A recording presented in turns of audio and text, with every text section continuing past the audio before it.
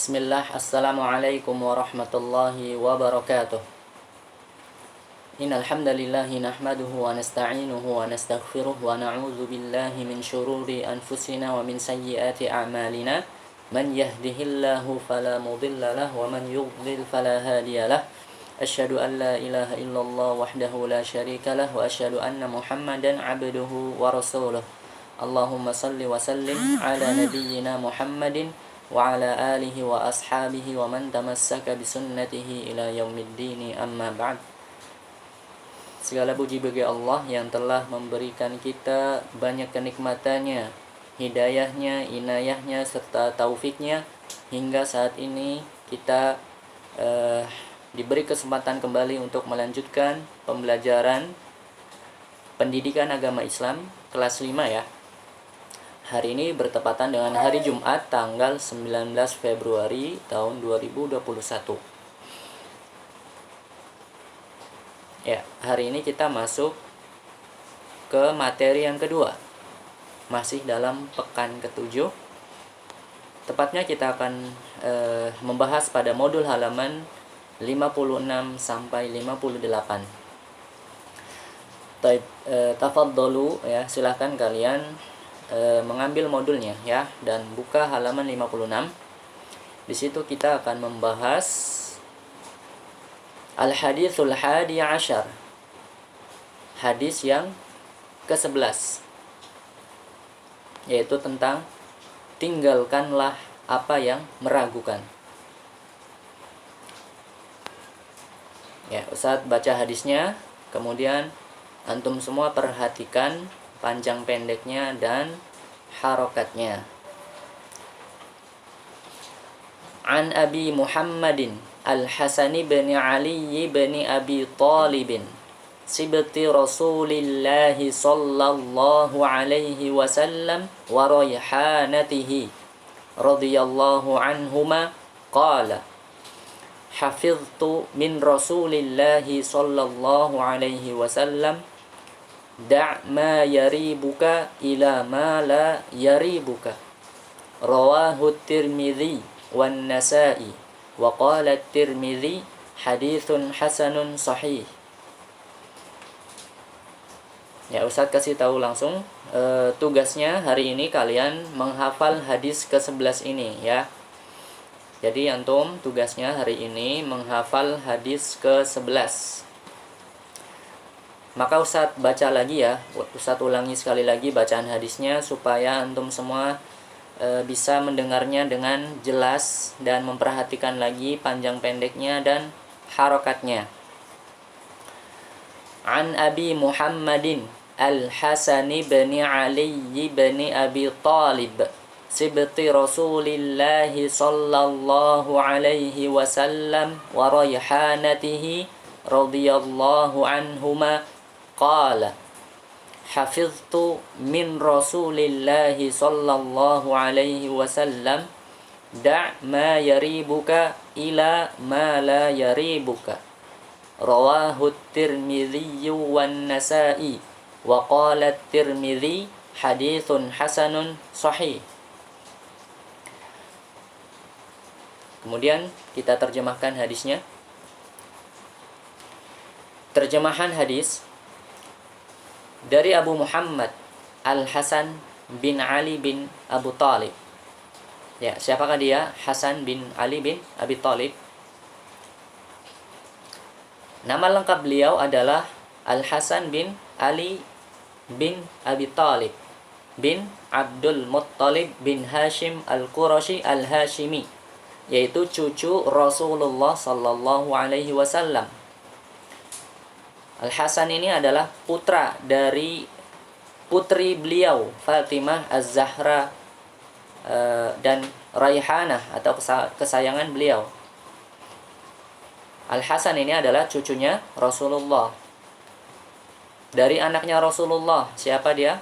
Fatimah ya. Fatimah Az-Zahra menikah dengan Ali bin Abi Thalib ya. Cucu dari jalur anak perempuan dalam istilah bahasa Arab namanya sibtun ya, sibt. Ya, makanya di sini disebutkan hadisnya sibti Rasulillah ya. Hasan ini adalah cucu dari anak perempuannya Rasulullah, ya, anaknya Fatimah, ya kan. Makanya Hasan ini disebut istilah dalam bahasa Arabnya sibtun, ya. Kalau cucu dari jalur anak laki-laki kita, nah, itu istilah dalam bahasa Arab namanya dalam istilah bahasa Arab namanya hafidun, ya. Misalnya ada seseorang mempunyai anak, kemudian anaknya ini punya anak lagi, ya. Nah, anak yang tadi itu laki-laki, maka cucunya menjadi hafidun namanya, ya. Istilah bahasa Arabnya hafid. Kalau ini Fatimah adalah anaknya Rasulullah, ya. Fatimah perempuan, ya. Ketika Fatimah punya anak, maka dia adalah cucunya Rasulullah, ya. Diistilahkan dengan sibetun. Kemudian waroyhana, ya. Royhana itu bisa diartikan sebagai bunga yang harum, ya, bunga yang indah. Itu diistilahkannya seperti itu, ya, disebagaikan seperti itu, ya, bagaikan seperti itu.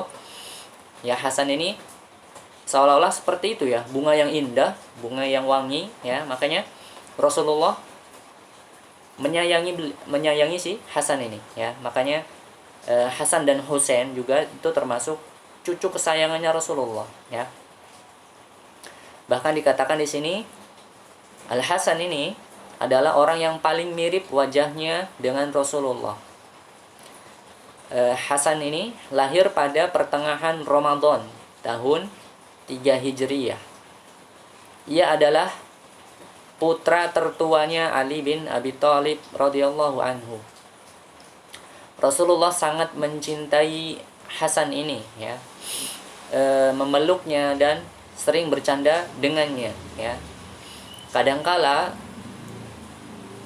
ketika Hasan mendatangi Rasulullah Shallallahu Alaihi Wasallam saat Rasulullah sedang sujud, ya, lagi sholat, Rasulullah sedang sujud, lalu si Hasan ini, ya, naik ke atas punggungnya Rasulullah.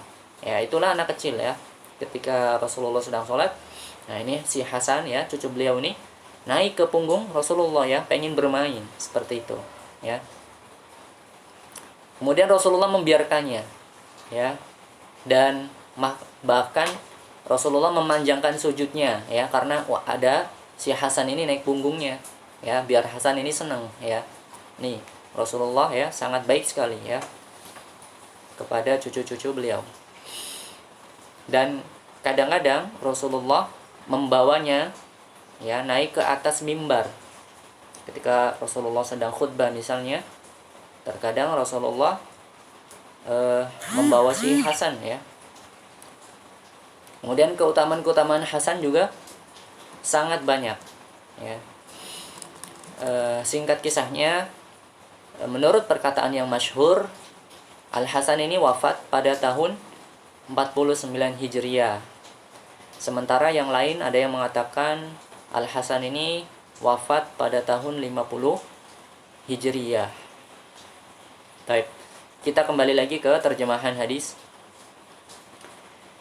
Dari Abu Muhammad Al Hasan bin Ali bin Abu Thalib, cucu Rasulullah sallallahu alaihi wasallam dan kesayangan beliau radhiyallahu anhuma. Ya, radhiyallahu anhuma, karena di sini kembali kepada dua orang, ya. Semoga Allah meridhoi keduanya. Maksudnya kepada Hasan dan bapaknya yaitu Ali, ya. Kedua-duanya orang Islam, ya, termasuk sahabat-sahabat mulia. Dia berkata, "Aku telah hafal sabda dari Rasulullah sallallahu alaihi wasallam. Tinggalkanlah sesuatu yang meragukanmu kepada sesuatu yang tidak meragukanmu."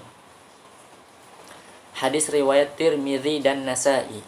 Tirmidzi berkata, ini adalah hadis hasan sahih. Ya, kita selesai di halaman 56. Silakan lihat halaman berikutnya. Syarhul hadis, yaitu penjelasan hadis. Kana Rasulullah sallallahu alaihi wasallam yansahu ummatahu daiman bittiba'i tariqis salihin yuwajjihuhum ila ma fihi al-khairu lidunyahum wa ukhrahum wa waddaha lahum kaifa yasiruna lihadha at-tariq. Rasulullah Shallallahu Alaihi Wasallam selalu menasehati umatnya untuk mengikuti jalan orang-orang salih dan mengarahkan mereka kepada sesuatu yang baik, ya, untuk dunia dan akhirat mereka, dan menjelaskan bagaimana mereka berjalan di atas jalan ini, ya. Beliau sangat memperhatikan, ya, sangat perhatian terhadap umatnya, ya. Makanya di antara nasihat beliau apa? Kata beliau, "Alaikum bisunnati wa sunnatil khulafa'ir rasyidin al-mahdiyyin. Addu 'alaiha bin nawajid." Ya. Beliau menasihati kepada umatnya agar mengikuti sunnah beliau dan sunnah para khulafa'ur rasyidin yang mereka diberi petunjuk, ya. Khulafa'ur rasyidin yaitu Abu Bakar, Umar, Utsman dan Ali, ya. Dan kita disuruh untuk berpegang teguh, ya. Berpegang teguh kepada petunjuk mereka. Dan Rasulullah juga telah menjelaskan bagaimana mereka, ya, para orang-orang soleh berjalan di atas jalan yang benar ini. Baik, kita lanjutkan. Al-haditsul ladzi ma'ana yurshidu fihi an-nabiy sallallahu alaihi wasallam ummatahu ila ittiqa'i ayyi umurin fiha syubhat mashtabaha haluhu 'ala al-insan fataraddada baina kaunihi halalan aw haraman fayanbaghi an yatrukahu wa dhahaba ila ma ya'lamuhu annahu halal sawa'un akana fi umuri dunya aw fi umuril akhirah. Di dalam hadis ini Nabi memberikan petunjuk kepada umatnya agar menjauhi hal-hal yang mengandung syubhat. Ya, tentang syubhat ini telah kita bahas, ya, di hadis ke-6. Innal halala bayyin wa innal harama bayyin wa bainahuma umurun mushtabihatun la ya'lamuhunna katsirun minan nas. Ya, sesungguhnya halal telah jelas, yang haram juga jelas. Dan di antara keduanya ada perkara yang masih syubhat, yang kebanyakan orang belum mengetahui hukumnya, ya. Antara apakah halal atau haram, ya, itu telah kita bahas di hadis ke-6. Dan hadis ke-11 ini, ya, kurang lebih ada kesamaan makna, ya, di sini. Sesuatu yang belum jelas hukumnya bagi seseorang dan ia ragu apakah itu halal atau haram, ya, maka hendaknya ia meninggalkannya, ya. Seperti tadi terjemahan hadis, da' ma yaribuka ila ma la yaribuka. Tinggalkanlah sesuatu yang meragukanmu kepada sesuatu yang tidak meragukanmu. Hendaknya ia meninggalkannya dan beralih kepada sesuatu yang dia tahu bahwa itu halal, ya, baik dalam urusan dunia maupun urusan akhirat. Jadi hal-hal yang meragukan di sini banyak, ya. Dalam masalah makanan seperti yang syubhat, ya, yang pernah kita bahas sebelumnya, ya. Makanan, minuman, kemudian dalam perkara muamalah, ya, jual beli misalnya, ketika kita ragu misalnya apakah hukum jual beli ini boleh atau tidak, ya, ini haram atau halal, ya, jual belinya seperti itu, ya, sah atau tidak seperti itu, ya, maka kita yakin, ya, kalau misalnya itu belum kita ketahui, kita masih ragu, ya sudah, kita tinggalkan, ya, jangan dilanjutkan, ya. Itu lebih menjaga kita, ya, lebih menjaga agama kita, ya. Siapa tahu itu memang menjadi haram, ya, maka kita lebih baik makanya tinggalkan ketika itu masih ragu. Kemudian jika yang tidak ragu, ya, perkara-perkara yang tidak diragukan seperti kayak tadi makanan dan minuman yang sudah jelas itu halal, ya, maka tidak ada keraguan di situ. Kalau sudah jelas halal dan haramnya, ya. Kemudian misalnya ada perkara-perkara yang masih baru ya, yang belum diketahui juga, maka kalau kita masih ragu ya, lebih baik diam dulu ya, diam dan jangan melaksanakan langsung ya. Kita harus tahu hukumnya dulu. Baik, kita selesai di halaman 57. Setelah itu kita masuk ke halaman 58, yaitu fawaidul hadis. Faidah-faidah hadis. Yang pertama, al-hathu ala tarkil asya allati yartabu fiha. Anjuran untuk meninggalkan sesuatu yang meragukan. Anjuran untuk meninggalkan sesuatu yang meragukan. Karena agama ini apa? Dibangun di atas sesuatu yang jelas ya.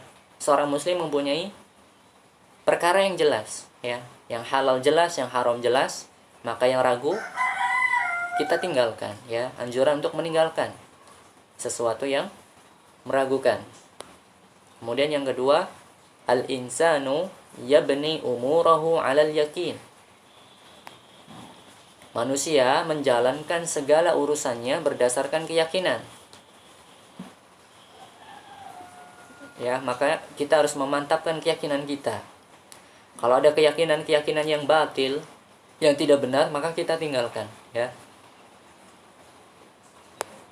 Kemudian faedah yang ketiga, al-insanu ma'murun bijtinabi ma yad'u ilal qalaq.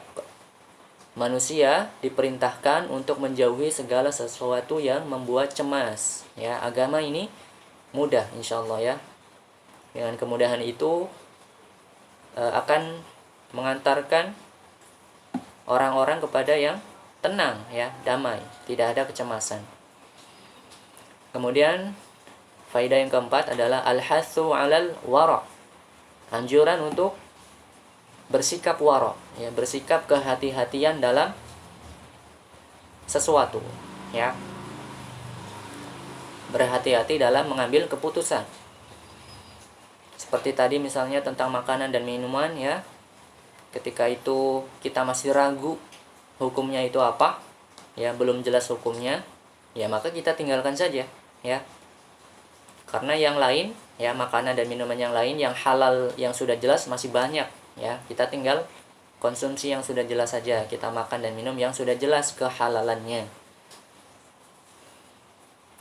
Baik, kita sudah selesai di halaman 58. Maka pertemuan kita sampai sini saja ya.